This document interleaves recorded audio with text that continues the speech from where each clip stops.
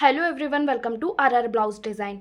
आज की वीडियो में हम बॉटनेक ब्लाउज़ की कटिंग और स्टिचिंग सीखने वाले हैं। बॉटनेक ब्लाउज़ का जो हमारा फ्रंट पैटर्न रहेगा वो प्रिंसेस कट रहेगा। तो प्रिंसेस कट विद बॉटनेक ब्लाउज़ की कटिंग और स्टिचिंग 36 चेस्ट साइज़ में मैं आपको डिटेल में एक्सप्लेन कर दूंगी। लेकिन अगर आप 36 चेस्ट साइज़ का ये वीडियो लास्ट तक देख लेते हैं तो आप 32 साइज़ में 34 साइज़ में आराम से बॉटनेक ब्लाउज़ की कटिंग कर पाएंगे। तो आपके चेस्ट का साइज़ 32 से लेकर 36 इंच तक भी जा रहा है ना, तो आप इस वीडियो को एंड तक देखिएगा, आपको बॉटनेक ब्लाउज़ में बहुत हेल्प मिलेगी। और अगर आप चैनल पर नए हैं तो चैनल को भी सब्सक्राइब कर लीजिएगा, ताकि आने वाले वीडियोज़ में आपको हर साइज़ के बॉटनेक ब्लाउज़ की कटिंग सीखने को मिलेगी। यहाँ पे मैंने दोनों फैब्रिक लिए हुए हैं। मेन फैब्रिक को सबसे पहले हम साइड में रखेंगे। पहले हम लाइनिंग वाले फैब्रिक के ऊपर कट करते हैं। मैंने यहाँ पे जो लाइनिंग वाला फैब्रिक लिया है वो सिर्फ 80 सेंटीमीटर लिया हुआ है। अब यहाँ पे मैंने लाइनिंग वाला फैब्रिक लिया है, इसे डबल फोल्ड करके आपको अच्छे से रख लेना है। सबसे पहले कट करेंगे हम हमारा बैक पार्ट। फैब्रिक को डबल फोल्ड करने के बाद अब हम निशान लगाएंगे हमारी लेंथ के लिए। यहाँ पे बैक पार्ट मेरा पैक ही है। बॉट नेक में फ्रंट हुक के साथ में आपको ब्लाउज़ की कटिंग और स्टिचिंग बताने वाली हूँ आज। फ्रंट में ही हम हुक रखेंगे। लेंथ देख लेंगे तो देखिए यहाँ पे मेरी टोटल लेंथ कितनी आ रही है, 13.5 इंच आ रही है। अब 13.5 इंच में सिलाई का 1 इंच प्लस करते हुए मैं निशान लगा लूँगी 14.5 इंच पे। यहाँ से इंच टेप को रखूँगी और निशान लगाएंगे 14.5 इंच पे।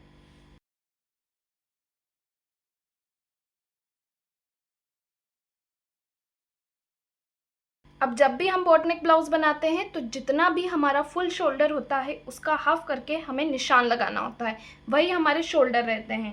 तो फुल शोल्डर का मेजरमेंट या आप बॉडी से ले सकते हैं, नाप के ब्लाउज से भी आप ले सकते हैं। यहाँ पे बॉडी से मैंने मेजरमेंट लिया है। फुल शोल्डर है मेरे 14 इंच के। जितना भी आपका फुल शोल्डर होगा उसको आपको डिवाइड 2 करना है।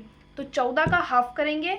हाफ करने के लिए इसको डिवाइड 2 करेंगे, कितना आया 7 इंच। अब यहाँ से मैं शोल्डर का निशान लगा लूँगी 7 इंच पे। और 36 साइज़ के लिए ये मेरे एकदम परफेक्ट शोल्डर हैं। अगर आपको लगता है कि आपके शोल्डर ज़्यादा जा रहे हैं, जैसे 8 इंच 9 इंच तक आ रहा है हाफ करने पे आपका, तो फिर उसमें से आप हाफ इंच तक भी माइनस कर सकते हैं। अभी मेरे शोल्डर यहाँ पे एकदम परफेक्ट है। आर्म होल के लिए निशान लगाएंगे तो बोट नेक में आपको आर्म होल का अच्छे से ध्यान रखना है। आर्म होल में आपकी गलती नहीं होनी चाहिए, वरना बोट नेक ब्लाउज में आर्म होल की तरफ से ब्लाउज फंसने लगता है। अगर आप छोटा आर्म होल बना लेंगे तो उसमें आपको बहुत प्रॉब्लम आएगी। तो आर्म होल का फॉर्मूला आपका क्या रहेगा, जितना आपने शोल्डर रखा होगा उससे हाफ इंच ज़्यादा आपको आर्म होल रखना है। और अगर आपको आपका आर्म होल आपके मेजरमेंट के अकॉर्डिंग रेडी नहीं मिलता है तो फिर आप आर्म होल और ज़्यादा बढ़ा भी सकते हैं। अभी मेरे शोल्डर कितने हैं, 7 इंच के। मैंने बताया जितना आपका शोल्डर रहेगा उसमें हाफ इंच ज़्यादा आपको आर्म होल लेना है, तो मैं प्लस करूँगी हाफ इंच। कितना हो गया, 7.5 इंच। यहाँ से आर्म होल का निशान मेरा लगेगा 7.5 इंच पे। शोल्डर का निशान लगाएंगे 7 इंच पे। आर्म होल से शोल्डर वाली लाइन को मिला लेंगे और चेस्ट लाइन को भी स्ट्रेट कर लेंगे। अब निशान लगाएंगे चेस्ट के लिए। तो चेस्ट में भी आपका चेंज हो जाता है। चेस्ट में क्या चेंज होगा, जितना भी आपके चेस्ट का साइज रहेगा उसमें आपको प्लस कर देना है 2 इंच, और जितना भी आएगा उसको डिवाइड 4 करके आपको फिर निशान लगाना है। ये हमारी लूजिंग रहती है। बॉट नेक ब्लाउज आप जब भी बनाते हैं उसका गला आपने पीछे से देखा होगा, बिल्कुल बंद गला रहता है। बंद गला होने की वजह से गला आपका फैलता नहीं है, और जब आप ब्लाउज में फिटिंग डाल के उसे पहनते हैं तो बॉडी पे जाने के बाद या तो वो पूरी तरह से चिपका रहता है या फिर वो फिट ही नहीं आता है। तो इसलिए आप ध्यान रहे कि जो भी आपका चेस्ट का साइज़ रहेगा उसमें 2 इंच की लूजिंग ऐड कर दें, और फिर जितना भी आए उसको डिवाइड 4 करके निशान लगाए, और उतने ही इंच पे फिर आपको फिटिंग डालना है। तो अभी चेस्ट का साइज़ मेरा कितना हो गया, 36 में हम ऐड कर लेंगे 2 इंच की लूजिंग। कितना हो गया, 38। अब 38 को किया डिवाइड 4 तो कितना आया, 9.5 इंच। तो अब यहाँ से मैं निशान कितने इंच पे लगाऊंगी, 9.5 इंच पे। यहाँ से मैं इंच टेप को रखूँगी और निशान लगा लूँगी 9.5 इंच पे। 1.5 इंच का सिलाई मार्जिन रखेंगे। अगर ये लूजिंग ऐड करना आपको थोड़ा सा कंफ्यूजिंग भी लगता है, आपने बिना लूजिंग ऐड किए भी बॉटनेक ब्लाउज बनाया होगा और फिटिंग अच्छी आई होगी, तब भी एक बार आप लूजिंग ऐड करके ट्राई कीजिएगा। इससे आपको मार्जिन भी बैक साइड में अच्छा मिल जाता है। ऐसे ही हम निशान लगाएंगे वेस्ट के लिए, लेकिन वेस्ट में आपकी कुछ भी लूजिंग ऐड नहीं होगी। वेस्ट है मेरी 32 इंच की। 32 को डिवाइड 4 करेंगे, कितना आया, 8 इंच। यहाँ से मैं निशान लगा लूँगी 8 इंच पे। वेस्ट में हमारा क्या चेंज होता है, सिर्फ मार्जिन चेंज होता है। मार्जिन का निशान आपको लगाना होता है 2.5 इंच पे। चेस्ट लाइन से वेस्ट लाइन को मिलाएंगे। अब यहाँ पे हमने 1 इंच मार्जिन क्यों एक्स्ट्रा लिया है, क्योंकि बैक में हमारा डॉट पॉइंट आता है, तो डॉट के लिए निशान लगाऊंगी मैं 4 इंच पे, यहाँ से भी 4 इंच पे। लंबाई का निशान भी आपको लगाना है 4 इंच पे, और दोनों तरफ से सिलाई में आपको कवर करना है हाफ इंच।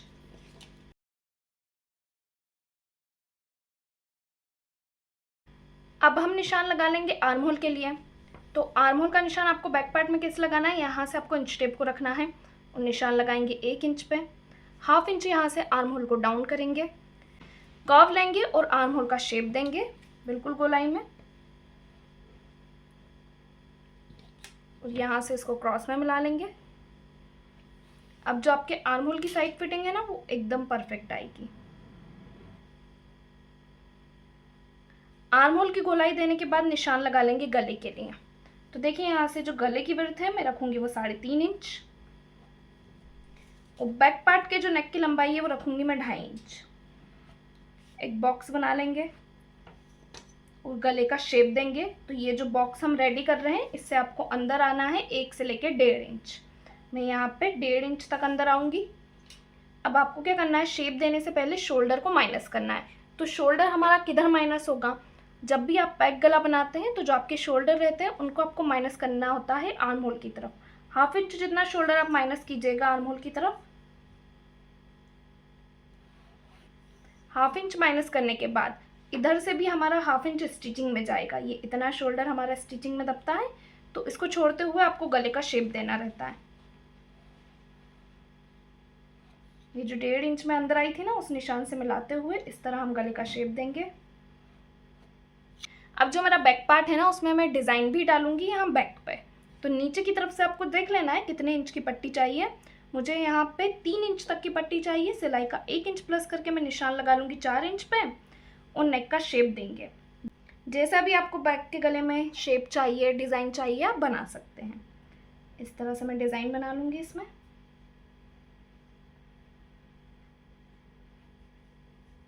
और अगर आप पैक पहनना पसंद करते हैं तो उसको पैक भी रख सकते हैं। अब यहाँ पे हमारे बैक पार्ट की जो मार्किंग है वो कंप्लीट हो चुकी है। बैक पार्ट को कट कर लेंगे। डिज़ाइन को तो मैं कैनवास के ऊपर कट करूँगी, तो इसको अभी हम ऐसे ही छोड़ देंगे। डायरेक्ट नेक को कट करेंगे।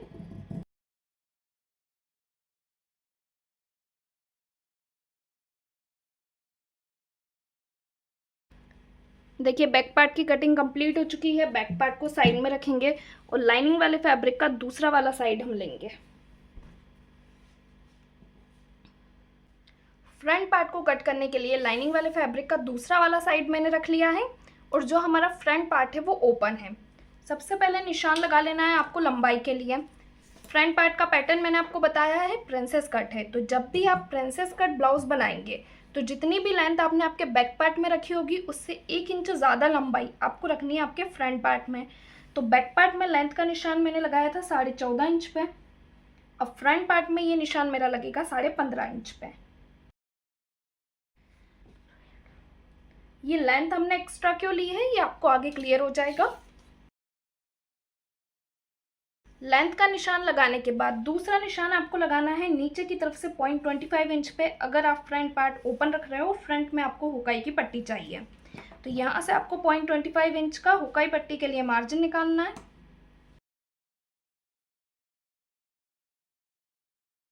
अब हम निशान लगा लेंगे शोल्डर के लिए। शोल्डर निकाले हमने 7 इंच के, आर्म होल निकाला हमने 7.5 इंच का। शोल्डर से आर्म होल वाली लाइन को मिलाएंगे और चेस्ट लाइन को भी स्ट्रेट कर लेंगे। बैक पार्ट में हमने लूजिंग ऐड करते हुए चेस्ट का निशान लगाया था, उसी तरह से फ्रंट पार्ट में भी हमारी लूजिंग ऐड होगी। तो यहाँ से लूजिंग ऐड करते हुए मैं निशान लगा लूँगी 9.5 इंच पे। 1.5 इंच का सिलाई मार्जिन रहेगा। आर्म होल गोलाई के लिए निशान लगाएंगे 0.75 इंच पे। कर्व को रखेंगे और इसकी गोलाई देंगे।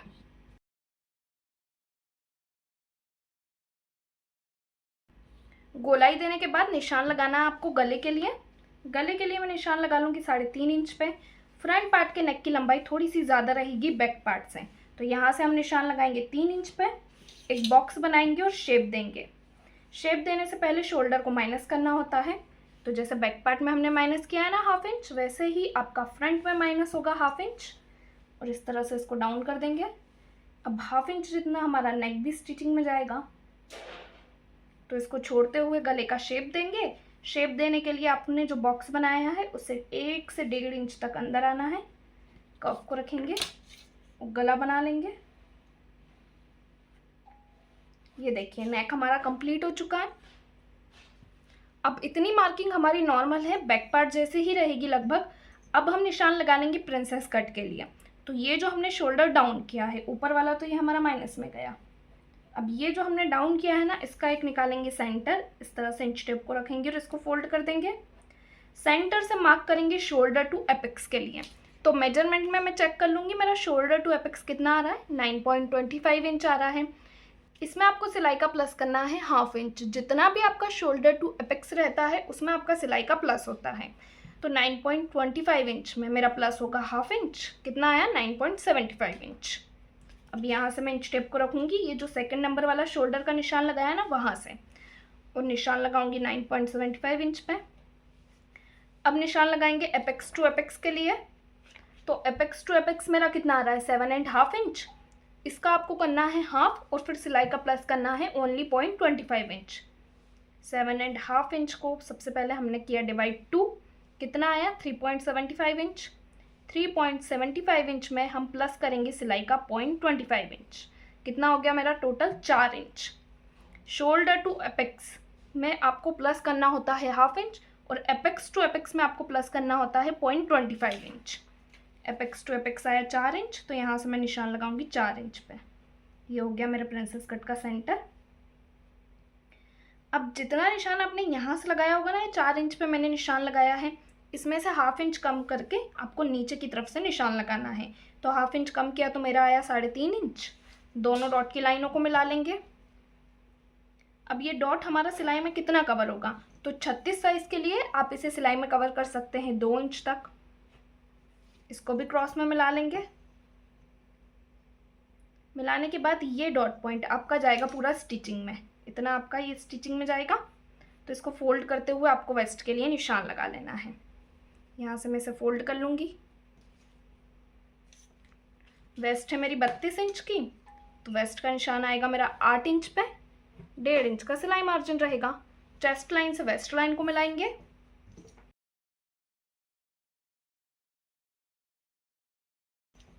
अब नीचे वेस्ट की तरफ से हमारी मार्किंग हो चुकी है डॉट की। अब इसको क्रॉस में मिलाना होता है आर्म होल की तरफ, तो उस मार्किंग को भी ध्यान से समझिएगा। ये जो हमारी चेस्ट लाइन जा रही है, यहाँ से मैं इंच टेप को रखूँगी और निशान लगाऊंगी 1.5 इंच में। अब कर्व को लेंगे और गोलाई में इसको मिला लेंगे एपेक्स पॉइंट से। जो हमने एपेक्स पॉइंट निकाला है ना, उससे आपको इस तरह गोलाई में मिलाना है। अब नीचे वाला डॉट पॉइंट मेरा सिलाई में कितना कवर हुआ? 2 इंच। ऊपर वाला आपको सिलाई में कवर करना है सिर्फ 1 इंच। अगर आपकी चेस्ट का साइज 32 है या 34 है, तो फिर नीचे वाला डॉट पॉइंट आप सिलाई में 1.5 इंच तक या 1.75 इंच तक कवर कर सकते हैं। अब ये जो मैंने 1 इंच पे निशान लगाया है, इसको भी इसी तरह गोलाई में मिलाएंगे हम कर्व को रखते हुए एपेक्स पॉइंट से।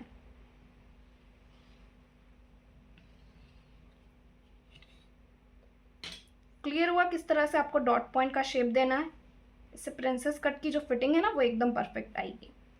अब सेंटर से भी हम इसका शेप देंगे। तो ये जो कर्व है ना, इसी को आपको सेंटर पे रख लेना है इस तरह से गोलाई में घुमाते हुए, और इसका शेप देना है। एक लाइन जितना अंदर की तरफ आना चाहिए आपकी डॉट की लाइन से। अब इसी को नीचे की तरफ से शेप देंगे, तो इसी को घुमा लेंगे और इस तरह से डॉट की लाइन से मिला देंगे। देखिए इस तरह से पूरा आपका परफेक्ट शेप आएगा।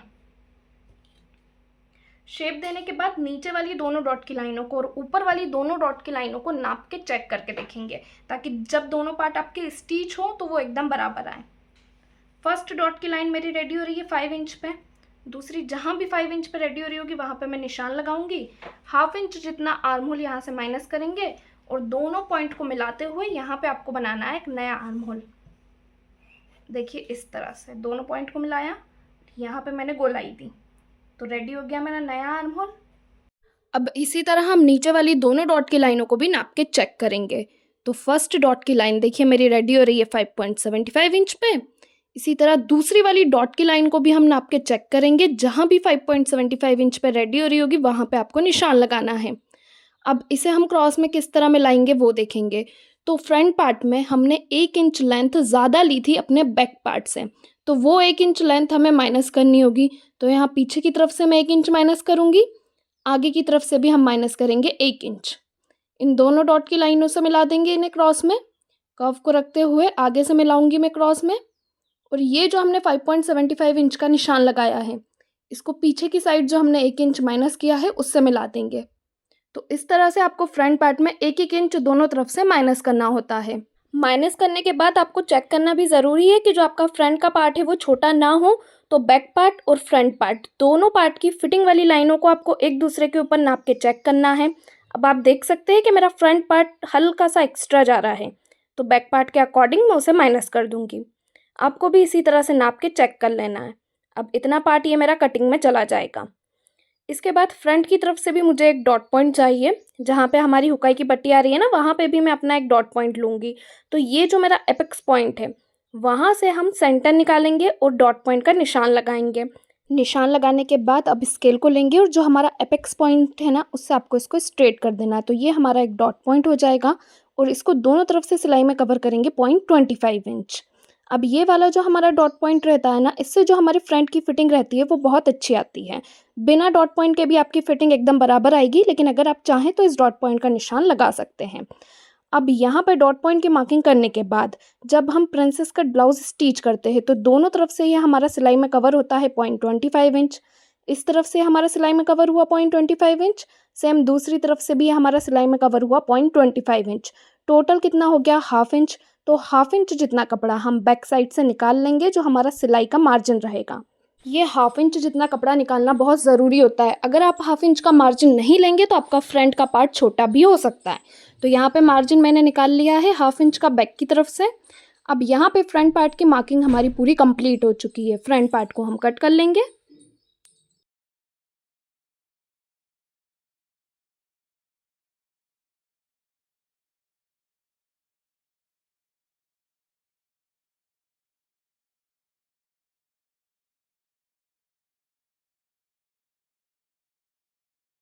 कट करने के बाद अब हम फ्रंट के दोनों पार्ट एक बार नाप के चेक करेंगे। देखिए दोनों पार्ट मेरे एकदम बराबर आ रहे हैं। फ्रंट की कटिंग हो चुकी है, बची है हमारी स्लीव, तो स्लीव को भी हम कट करना देख लेंगे। स्लीव को कट करने के लिए यहाँ पे फैब्रिक को 4 फोल्ड करके मैंने रख लिया है। अब हम निशान लगा लेंगे स्लीव की लेंथ के लिए। तो जो मेरी स्लीव की लंबाई है वो बस है 3 इंच। सिलाई का 1 इंच प्लस करके मैं निशान लगा लूँगी 4 इंच पे। इस लाइन को स्ट्रेट कर लेंगे। दूसरा निशान हम लगा लेंगे आर्म होल वाली लाइन के लिए। तो ये निशान आपको लगाना है 2.5 इंच पे। इस लाइन को भी स्ट्रेट करेंगे। अब हम हमारे ब्लाउज का बैक पार्ट लेंगे और उससे आर्म होल को नाप के चेक करेंगे। तो यहाँ से हाफ इंच जितना तो माइनस हो जाएगा हमारा शोल्डर। इसको छोड़ते हुए इस गोलाई को चेक कर लेंगे। तो ये गोलाई मेरी कितनी आ रही है, 9.25 इंच। अब 9.25 इंच में से हमें माइनस करना है हाफ इंच और उसके बाद निशान लगाना है। तो 9.25 इंच में से मैं माइनस करूँगी हाफ इंच। कितना आया, 8.75 इंच। तो यहाँ से निशान लगा लेंगे 8.75 इंच पे। 1.5 इंच का मार्जिन रहेगा। फ्रंट गोलाई के लिए मैं निशान लगाऊंगी 6.5 इंच पे। और यहाँ पे भी हमारा मार्जिन आएगा 1.5 इंच का। दोनों पॉइंट को मिला लेंगे। मिलाने के बाद आर्म होल वाली लाइन को क्रॉस में मिलाएंगे लेंथ वाली लाइन से और इसके निकालेंगे 2 सेंटर।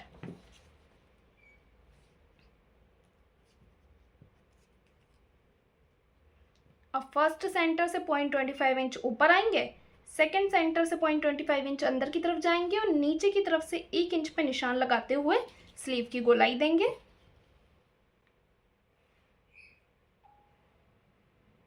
गोलाई देने के बाद जो आपकी मार्जिन वाली लाइन रहेगी ना, उससे 1 लाइन जितना अंदर की तरफ जाना है। अब इसको कट कर लेंगे।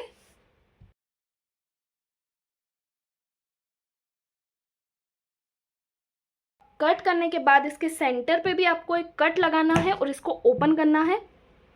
ओपन करके सेंटर से ऊपर आएंगे सिर्फ 1/2 इंच। पहले ऊपर आए थे 1 इंच, अब ऊपर आएंगे 1/2 इंच। और जो हमने सेंटर निकाला था ना, उससे अंदर जाएंगे 0.25 इंच और वापस से इसकी गहराई देते हुए इसको कट कर लेंगे।